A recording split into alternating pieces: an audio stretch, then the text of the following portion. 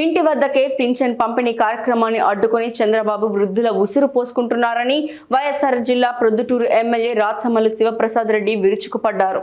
మండుటెండలో pension కోసం వృద్ధులు పడుతున్న ఇబ్బంది చూసి బాధ కలిగిందన్నారు. వాలంటరీ వ్యవస్థను చూసి చంద్రబాబు నాయుడు భయపడుతున్నారని ఎమ్మెల్యే రాచమల్లు శివప్రసాద్ రెడ్డి అన్నారు. వాలంటీర్లు స్వచ్ఛందంగా రాజీనామా చేసి పార్టీ కోసం పనిచేస్తున్నారని, జూన్ 4న మళ్లీ వాలంటరీ వ్యవస్థపై తొలి సంతకం చేస్తానని జగన్ తెలిపారని ఆయన చెప్పుకొచ్చారు. పింఛన్ 3,000 నుంచి 5,000 రూపాయలు ఇవ్వాలని రాచమల్లు జగన్మోహన్ రెడ్డిని విన్నవించుకున్నారు.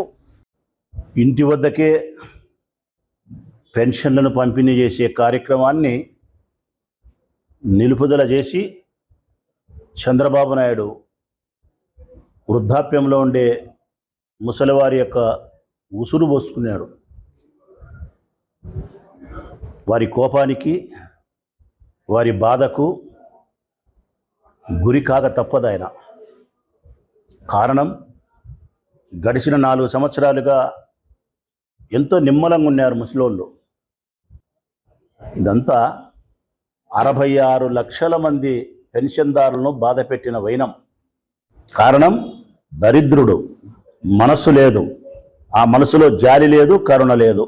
ఈ ఊళ్ళో వరదరాజిరెడ్డికి, అమరావతిలో చంద్రబాబు నాయుడుకు, వీరిద్దరి హృదయాలలో జాలి, కరుణ, దయ అనేది లేఖవంతైనా లేదు.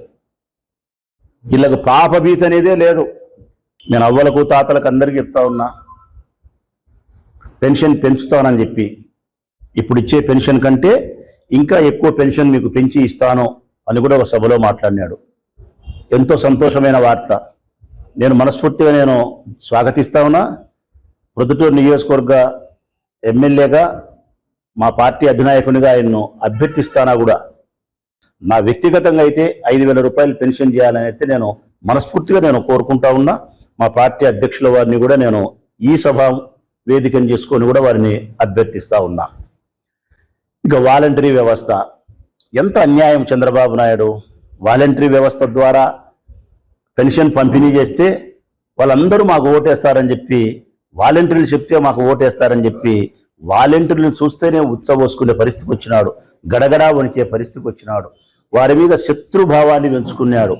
నిజం, కేవలం 50 సంవత్సరాల అనుభవం కలిగిన వ్యక్తి 25 సంవత్సరాల వయసు కలిగిన వాలంటీర్ని చూసి వణికిపోతాంది రాజకీయం, చంద్రబాబు నాయుడు రాజకీయం.